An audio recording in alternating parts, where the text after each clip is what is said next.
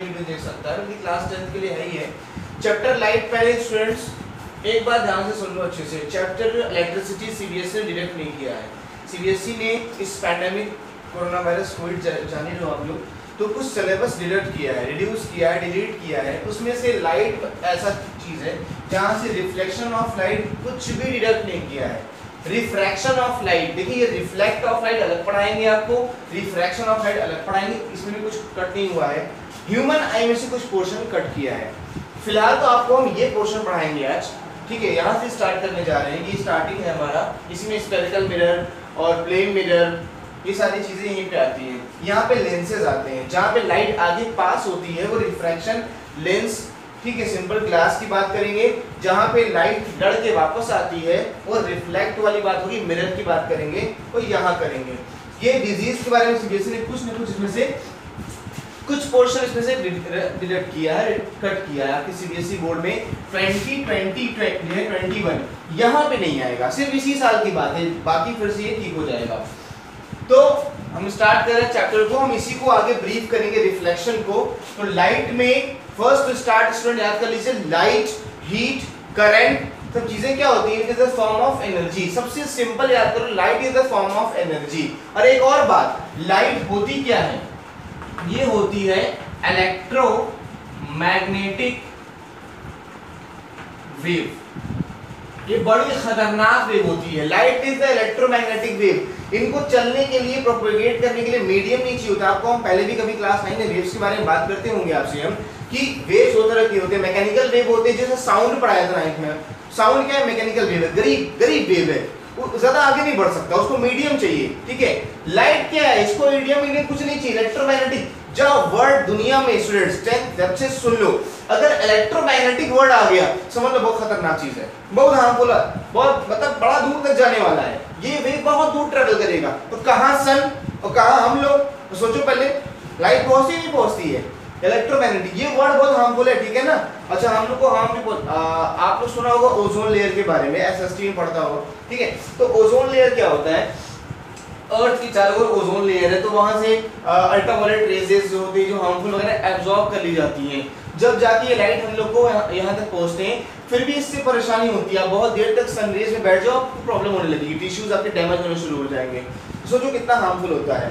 फिलहाल हम इनसे इरेज कर रहे हैं, ये पोर्शन बाद का है, इसे बाद में पढ़ाएंगे। पहले हम यहाँ से स्टार्ट करने वाले लाइट के बारे में। What about light? Light is the form of energy, it is also electromagnetic wave. पहली बात तो ये एनर्जी है, और जहां जहां दुनिया में एनर्जी होगा, एक बात जान लो अच्छे से, इसको हम ब्रीफ करेंगे, पहले मेरी बात ध्यान से सुन लो। लेक्चर समझते हो ना?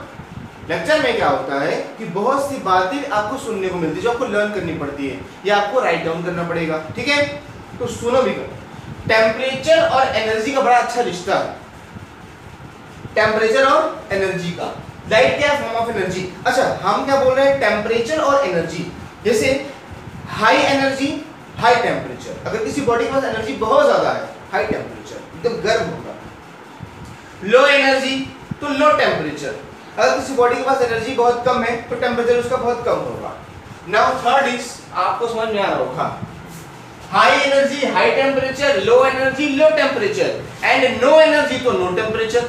अगर किसी की बॉडी में एनर्जी ही नहीं है तो टेम्परेचर नहीं होगा। जैसे आपने डेड बॉडी टच किया होगा, घरों में डेड होती है, या फिर कोई भी कभी चिड़िया वगैरह गिर जाती हैं वहाँ पे तार से, या अपने घरों में तो वैसे भी हमने तो दादाजी का टच किया था, तो बहुत ठंडा, तो ठंडी होती है बॉडी, जैसे लगता है अभी डीप फ्रीजर से निकाल के ले आ रहे हैं। डेड बॉडी का जो टेम्परेचर एकदम ठंडी। तो हमने क्या बोला कि डेड बॉडी में कोई एनर्जी होता है?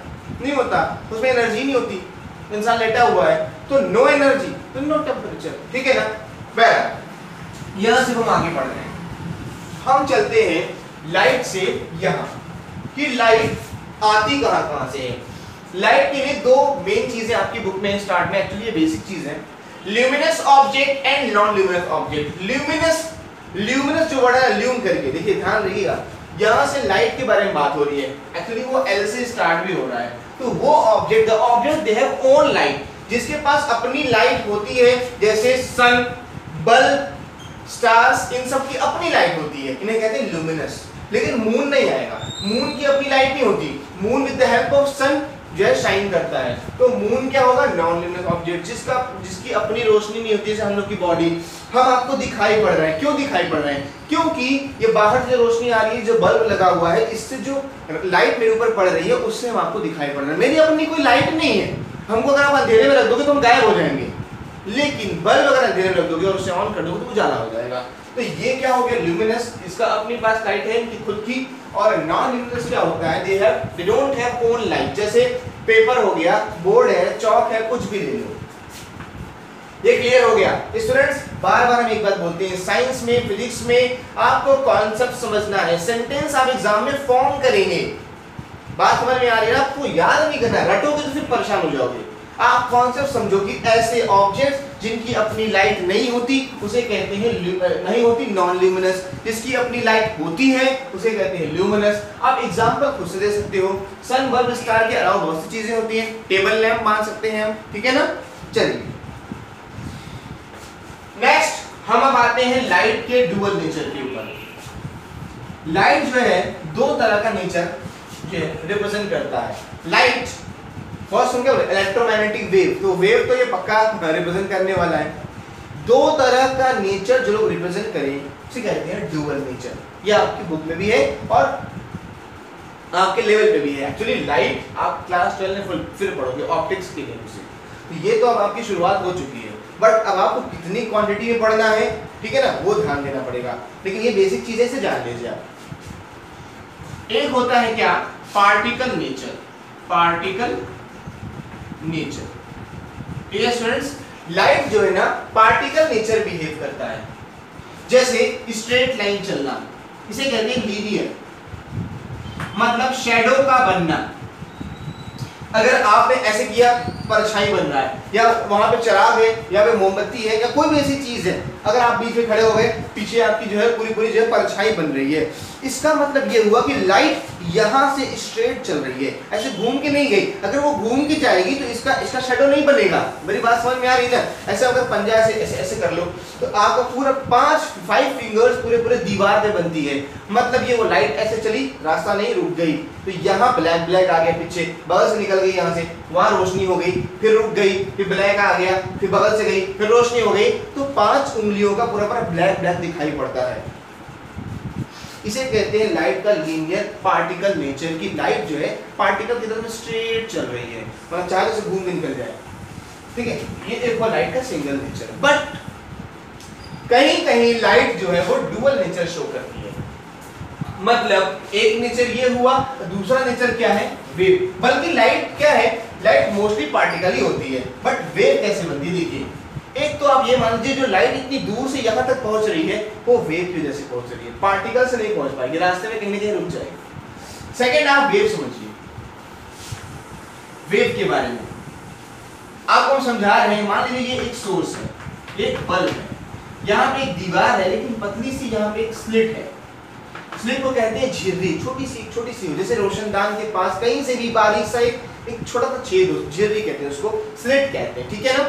वहां से अगर कमरे में मान लीजिए रोशनी आ रही है, आपको वो समझा रहे हैं लाइट एक और नेचर कब शो करती है, स्ट्रेट लाइन पार्टिकल नेचर। तो आपको एग्जांपल दे दिया हमने, जो आपका शैडो बनता है, that is the example of straight line linear translatory nature of light, कि यहाँ पार्टिकल स्ट्रेट चलते हैं।